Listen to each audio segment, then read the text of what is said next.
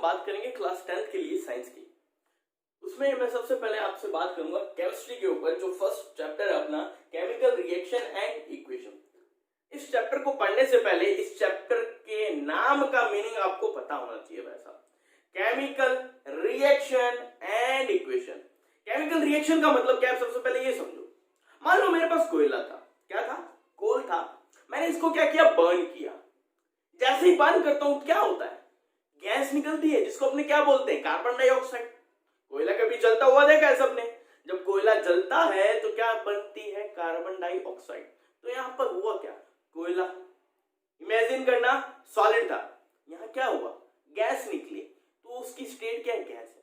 यहां पर कोयला सिर्फ क्या था, एक सिंगल एलिमेंट था, सी, जिसको रिप्रेजेंट करते हैं, लेकिन यहां पर क्या हुआ है, सी से क्या जुड़ गया, ओ, यानी ऑक्सीजन जुड़ गया। तो यहां पर इस सब्सटेंस की और इस सब्सटेंस की प्रॉपर्टीज क्या होगी, चेंज। तो केमिकल रिएक्शन का मतलब क्या हुआ, ये एक ऐसा प्रोसेस होता है जिसमें, सुनना ध्यान से, ये एक ऐसा प्रोसेस होता है जिसमें न्यू सब्सटेंस बनते हैं। क्या बनते हैं, न्यू सब्सटेंस। ये जैसे CO2 बनी थी ना, ये न्यू सब्सटेंस। और इस न्यू सब्सटेंस में क्या होती है, कुछ अलग ही न्यू प्रॉपर्टीज होती है। कार्बन की प्रॉपर्टीज देखो, यहीं से देख लो, फिजिकल प्रॉपर्टी की बात करूं, कार्बन सॉलिड, लेकिन यहां जो CO2 बनी वो क्या है, गैस। तो यहां पर क्या होगी, इसकी केमिकल प्रॉपर्टीज क्या होगी, एकदम चेंज होगी।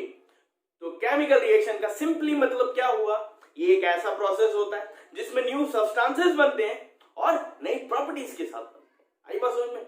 अब बात करता हूं इक्वेशन की। देखो, इक्वेशन समझने से पहले यही जो रिएक्शन हमने पढ़ी थी अभी, मैंने क्या बोला, कोयला यानी कोल, कोल था, इसको मैंने बर्न किया। अब एक चीज समझना ध्यान से, किसी भी चीज को जब आप बर्न करते हो, किसी भी चीज को जब आप बर्न करते हो, अगर आप उसको बर्न ऑक्सीजन की प्रेजेंस में करते हो, किसकी प्रेजेंस में, ऑक्सीजन की प्रेजेंस में किसी भी सब्सटेंस की बर्निंग होती है, तो इस प्रोसेस को क्या बोलते हैं भाई साहब, इसको बोलते हैं कंबशन। क्या बोलते हैं, कंबशन। अब जब ये बर्न हुआ, जब क्या हुआ, बर्न हुआ, बर्निंग हुई, जला, तो यहां पर मेरे को क्या मिला, कार्बन डाइऑक्साइड, यही मिला, कार्बन डाइऑक्साइड। ये तो देखो क्या है, जो जो सब्सटेंस रिएक्ट कर रहे थे और किसी प्रोडक्ट का फॉर्मेशन कर रहे थे, यानी किसी न्यू सब्सटेंस का फॉर्मेशन कर रहे थे, उनका सिर्फ नेम लिखा है मैंने। क्या लिखा है, नेम। गौर देना इस बात पे, मैंने जो सब्सटेंस रिएक्ट किए उनका क्या लिखा, सिर्फ नाम लिखा है, नेम लिखा है। अब इन नामों को जो इस रिएक्शन में हुआ है, इनको इनके फॉर्मूला, यानी जो केमिकल फॉर्मूला होता है, वो कुछ सिंबल्स, क्या, सिंबल्स के साथ अगर रिप्रेजेंट करूं, सिंबल्स या फॉर्मूला के साथ क्या करूं, रिप्रेजेंट करूं, तो जो ये रिएक्शन है, ये क्या थी, ये तो एक केमिकल रिएक्शन थी। अगर इसको सिंबल, फॉर्मूला, इन सब्सटेंस के केमिकल फॉर्मूला के साथ रिप्रेजेंट करूं, तो ये रिएक्शन भाई साहब किसमें कन्वर्ट हो जाएगी, केमिकल इक्वेशन में। कैसे कन्वर्ट होती है, देखो, कोल का मतलब कार्बन, कार्बन में क्या होता है, कोल जो होता है उसमें सिर्फ क्या होता है, कार्बन के आइटम्स होते हैं, तो मैं से रिप्रेजेंट कर रहा हूं। ऑक्सीजन मतलब O2, O2, आगे जब रिएक्शन करेगा कार्बन डाइऑक्साइड बनाएगा CO2। तो ये क्या होगी भाई साहब, ये हो गई इस केमिकल रिएक्शन की केमिकल इक्वेशन। आई बात समझ में? अब देखो, यहां पर अगर इस रिएक्शन को आप किसी अननोन बंदे को दो और वो इसे पढ़े, वो क्या बोलेगा, कार्बन प्लस ऑक्सीजन, ये एरो का साइन इक्वल्स टू बोल सकता है, वो एरो CO2, यही बोलेगा। लेकिन कभी भी कोई भी केमिकल इक्वेशन जब हम लिखते हैं, ध्यान देना, कभी भी कोई भी केमिकल इक्वेशन जब हम लिखते हैं, उस केमिकल इक्वेशन में पूरी की पूरी जानकारी, पूरी की पूरी इंफॉर्मेशन होनी चाहिए। फॉर एग्जाम्पल, कोयला था, ऑक्सीजन की प्रेजेंस में मैंने क्या किया, इसको बर्न किया, तो क्या बनी, CO2।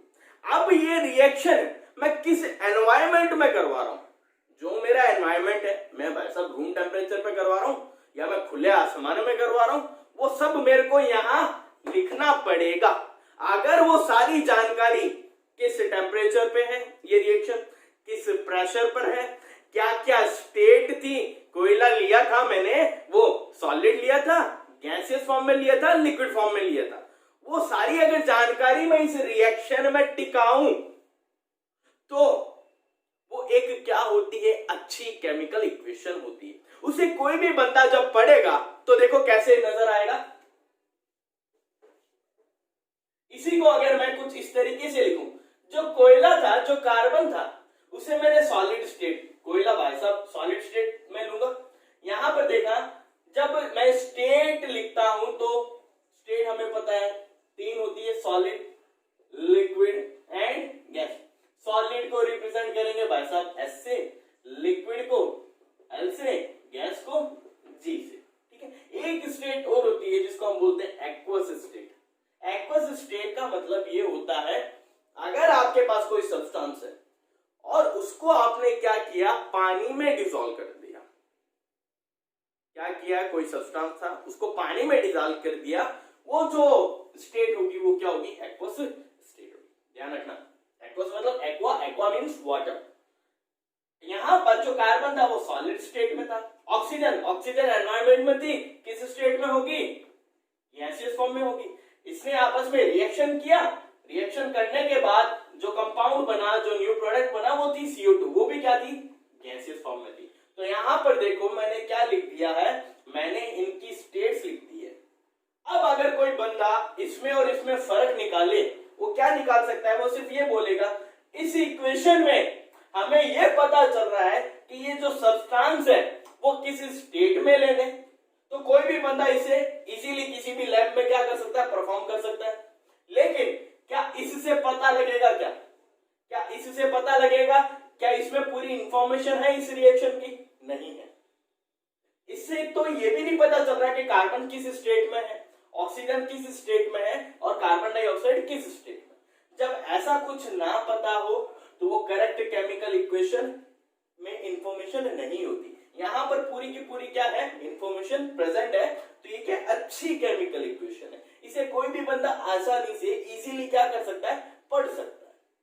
अब दूसरी बातें देखते हैं और किस तरीके से अच्छा किया जा सकता है। अगर मैंने माना ये इक्वेशन किसी टेम्परेचर पे हो रही है या किसी प्रेशर पे हो रही है, मानो मैंने माना कि भाई साहब ये जो मैं कोयला जला रहा हूं वो रूम टेम्परेचर पे जला रहा हूं, किस टेम्परेचर पे, रूम टेम्परेचर। तो मैं यहाँ एरो के ऊपर क्या लिखूंगा, ध्यान रखना, यहाँ लिखूंगा टेम्परेचर, प्रेशर। देखो ये तो मैंने ऐसे लिखा, आप लोग यहाँ पे लिखोगे तो टेम्परेचर, प्रेशर ये भी लिख सकते हो। जब आप किसी सब्सटेंस को हीट करते हो, हीट अप करते हो यानी बर्निंग करते हो, वहां पर डेल्टा का साइन लगाना होता है। वहां पर क्या लगाना होता है, इस एरो के ऊपर या नीचे क्या लगा दो आप, डेल्टा का साइन। ये जो ट्राइंगल होता है इसका मतलब भी क्या होता है, इसको बोलते हैं डेल्टा, और इसका मीनिंग होता है आप हीट कर रहे हो किसी सब्सटेंस को।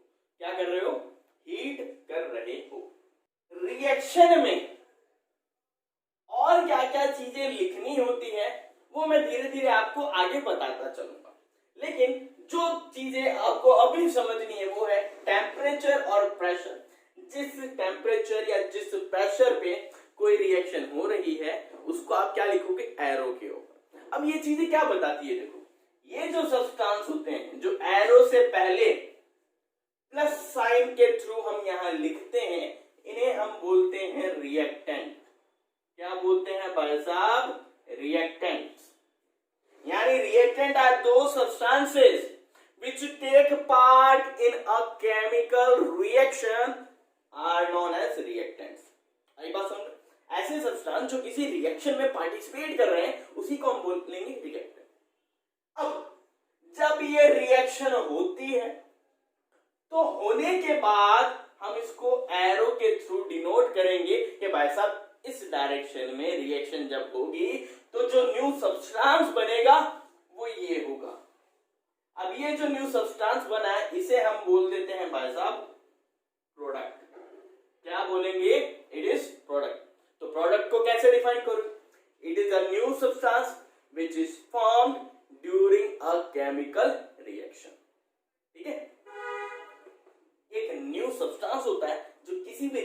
रिएक्शन के कंप्लीट होने के बाद बनता है, वही अपना क्या है भाई साहब, प्रोडक्ट है। आई बात समझ में? अब देखो कुछ और बातें मैं आपको यहीं पर बताऊं। देखो कुछ रिएक्शन होती है, मान लो ये कार्बन था, अगर ये ऑक्सीजन की प्रेजेंस में नहीं जलता, नहीं बर्न होता, तो मैं यहां पर एक ऐसा सब्सटेंस यूज करता जो उसको जला देता। जलाने का अब सुनना, कभी कभार होता है ना, कोल जब हम बर्न करते हैं तो हम ऊपर से हो सकता है केरोसिन ऑयल डाल देते हैं, डालते हैं ना, तो यहां पर वो केरोसिन ऑयल क्या कर रहा है, उसको जल्दी जलाने का काम कर रहा है। तो यहां पर सुनना, केरोसिन का काम क्या था, जो कार्बन था यानी जो कोल था, उसको जल्दी जलाने का काम किया, यानी उसकी रिएक्टिविटी क्या करती है, इंक्रीज करती है।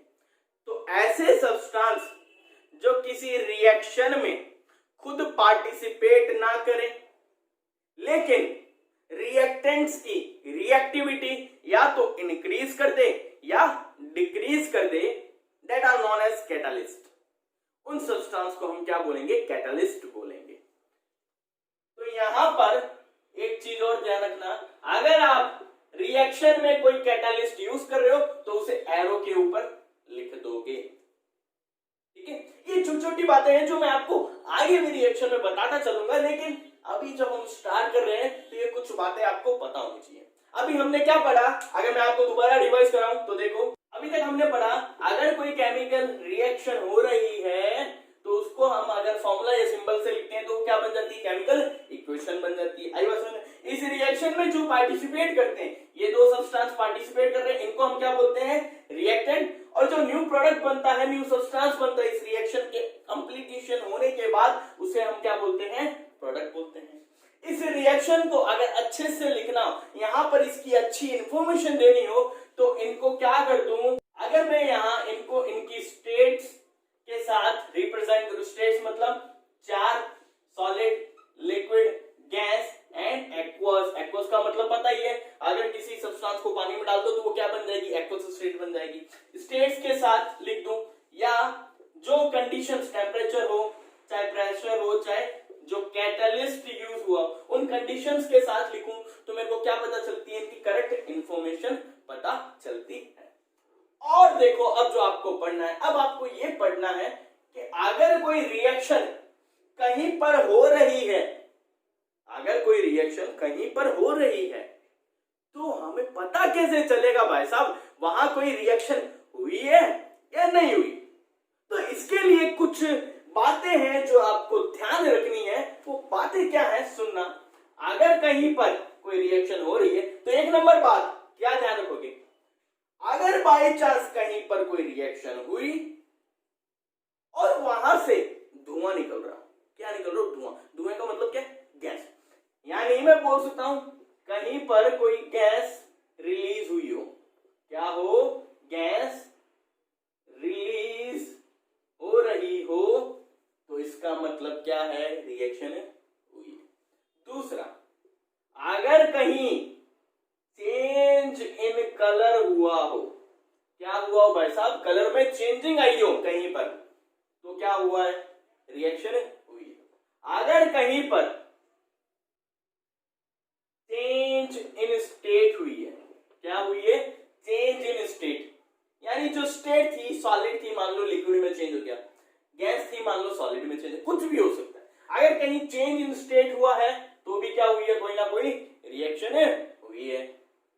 चौथी बात क्या है, अगर कहीं चेंज इन टेम्परेचर हुआ है, क्या हुआ है, चेंज इन टेम्परेचर, यानी कहीं टेम्परेचर बढ़ गया, कहीं टेम्परेचर घट गया आफ्टर रिएक्शन, तो वो क्या होगी, कोई ना कोई केमिकल रिएक्शन होगी। पांचवी बात, कहीं पर पीपीटी फॉर्मेशन हुई है, पीपीटी को हम बोलते हैं प्रेसिपिटेशन फॉर्मेशन हुआ है। मैं बताऊंगा, समझाऊंगा क्या है, अभी से ध्यान में रखो। अगर ये पांचों चीजें कहीं हुई है, ये कहीं पर पांचों चीजें हुई है, तो इसका मतलब क्या है, वहां पर कोई ना कोई केमिकल रिएक्शन हो रही है। अगर इनमें से एक भी होता है तो भी क्या है, केमिकल रिएक्शन हुई, दो होते हैं तो भी क्या है, केमिकल। मतलब इन पांच चीजों में से कोई भी एक चीज आपको दिख जाए, आप क्या बोल सकते हो, वहां पर कोई ना कोई केमिकल रिएक्शन अकर हो रही है। आई बात समझ में? अब यहां पर एक बात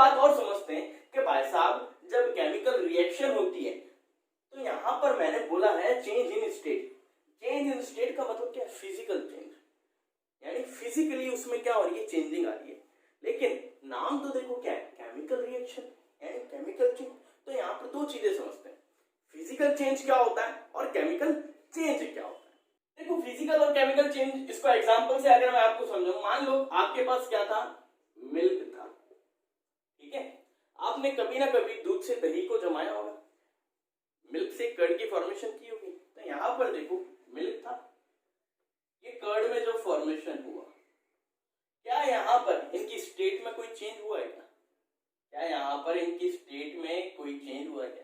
ये भी क्या है? लिक्विड, ये भी क्या है? लिक्विड, लिक्विड ही है। अब यहाँ पर कोई फिजिकल चेंज नहीं हुआ, तो क्या किसी केमिकल रिएक्शन में फिजिकल चेंज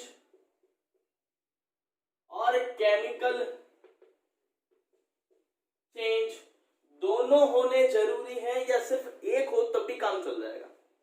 तो उसे हम केमिकल रिएक्शन बोल सकते हैं क्या? तो यहां पर सुनना, केमिकल रिएक्शन का जो कंसेप्ट है वो क्या बोलता है? अगर कहीं पर कोई फिजिकल चेंज हो रहा है, अगर कहीं पर सिंपल कोई फिजिकल चेंज हो रहा है, तो वो केमिकल रिएक्शन नहीं है। सिर्फ बात सुनना, गौर देना बात पे, सिर्फ मैंने बोला सिर्फ फिजिकल चेंज हो रहा है, सिर्फ और सिर्फ फिजिकल चेंज हो रहा है, तो वो केमिकल रिएक्शन नहीं है। उसके साथ साथ उसमें क्या होना चाहिए? कोई ना कोई केमिकल चेंज होने चाहिए बेटा, तभी वो क्या होगी? Then it is a perfect chemical reaction. अगर सिर्फ फिजिकल चेंज हुआ तो मैं नहीं बोल सकता वो एक केमिकल रिएक्शन। फॉर एग्जाम्पल मैंने बोला कि भाई साहब कागज था, कागज को मैंने 2 टुकड़ों में बांट दिया या 4 टुकड़ों में बांट दिया फाड़कर, तो हुआ क्या है? उसमें फिजिकल चेंज हुआ है। लेकिन यही कागज को मैं अगर बर्न कर दूं, तो सुनना, कागज था, बर्न हुआ, गैस बनी और राख बनी पेपर की, तो क्या हुआ? यहाँ पर फिजिकल प्लस केमिकल चेंज दोनों हुए, तो वो क्या हो गई? Chemical reaction. आई बात समझ में? तो यहाँ पर मिल्क का कर्ड में फॉर्मेशन हुआ है, फिजिकल चेंज तो हुआ ही नहीं, लेकिन बेटा यहाँ पर क्या हुआ है? कोई ना कोई केमिकल चेंज हुआ है, कोई ना कोई, बस हिंदी तो है ही नहीं कोई सीबीएसई में, केमिकल चेंज हुआ कोई ना कोई, ठीक है। दूसरा एग्जांपल अगर मैं लूं, आयरन था, क्या था? आयरन, Fe से रिप्रेजेंट करते हैं, बेसिक लेक्चर्स आपने देखे होंगे। Fe का मतलब क्या होता है? आयरन था। इसको मैं अगर हवा में खुला छोड़ दूं 1 साल तक, तो होगा क्या? इसकी क्या हो जाएगी? रस्टिंग हो जाएगी भाई साहब। क्या हो जाएगी? रस्टिंग हो जाएगी। इसका मतलब एनवायरमेंट में जो वाटर वेपर्स, जो ऑक्सीजन प्रेजेंट है, ये उससे क्या कर लेगा? रिएक्ट कर लेगा। तो यहां पर होगा क्या? यहां पर भी अगर मैं देखूं, ये क्या था भाई साहब? सॉलिड था। यहां पर भी ये क्या है? सॉलिड है। रस्टिंग क्या होती है? देखा है ना, आयरन तो भाई साहब ग्रे कलर का होता है, लेकिन जो रस्ट बनता है वो रेड ब्राउन कलर का होता है। तो यहां पर हुआ क्या है? स्टेट तो वही है, लेकिन यहाँ केमिकली क्या हुआ है? कोई ना कोई चेंज हुआ है। बताऊंगा आगे इस चैप्टर में कि रस्टिंग का फॉर्मूला क्या होता है, वो बाद की बात है, पहले छोटे छोटे बेसिक सी बात करते हैं। अब मान लो आपके पास कोई फूड है, कोई भी खाना है, मान लो मम्मा खाना पकाते हैं, तो क्या होता है? वहां पर गैस बर्न हो रहा होता है, ठीक है। बर्नर पे क्या रखते हैं? कढ़ाई रखते हैं, उसमें मान लो कोई भी आलू सब्जी डाली, आलू डाला और उसको पका रहे दनादन दिन, नमक डाला, मिर्च डाला, हल्दी डाली, सब कुछ डाले, मसाले डाले। अब होगा क्या? एट लास्ट थोड़ी देर बाद आपको कह देंगे बेटा खाना खा लो, खाना बन चुका है। तो यहाँ पर हुआ क्या है? यहाँ पर उसमें कोई ना कोई केमिकल चेंज हुआ है। जो आलू था उसमें कोई ना कोई क्या हुआ? केमिकल चेंज हुआ, यानी जो आलू की सब्जी है वो पूरी की पूरी क्या है? एक तरह से केमिकल चेंज है। वो क्या है? Chemical change. अब कैसे चेंज है? कोई भी फूड हो, अगर उसकी कुकिंग कर रहे हो आप, तो उसमें क्या होगा? कोई ना कोई केमिकल चेंज होगा। आलू पहले क्या था? देखो हार्ड था, लेकिन पकने के बाद क्या हो जाता? सॉफ्ट हो जाता। इसका मतलब उसमें कोई ना कोई केमिकल रिएक्शन हुई होगी, तभी वहां पर क्या हुआ है? मैं बोल सकता हूं जो कुकिंग ऑफ फूड है वो भी एक टाइप का क्या है? केमिकल चेंज है, यानी एक केमिकल रिएक्शन है। तो इन सब एग्जांपल से एक बात निकल के आती है कि कहीं पर अगर सिर्फ फिजिकल चेंज हो रहा हो तो उसको मैं केमिकल रिएक्शन नहीं बोल सकता। कहीं पर सिर्फ केमिकल चेंज हो रहा हो तो मैं बोल सकता हूं, अगर कहीं पर ये दोनों हो रहे हो तो भी मैं बोल सकता हूं। यानी chemical reaction is a process in which chemical change must be takes place but physical change may be और may not be takes place. हो भी सकता और नहीं भी हो सकता। ये बात आपको दिमाग में आ जानी चाहिए फिजिकल और केमिकल चेंज से रिलेटेड। ठीक है, बाकी बात अपने बात करेंगे इनकी नेक्स्ट लेक्चर में।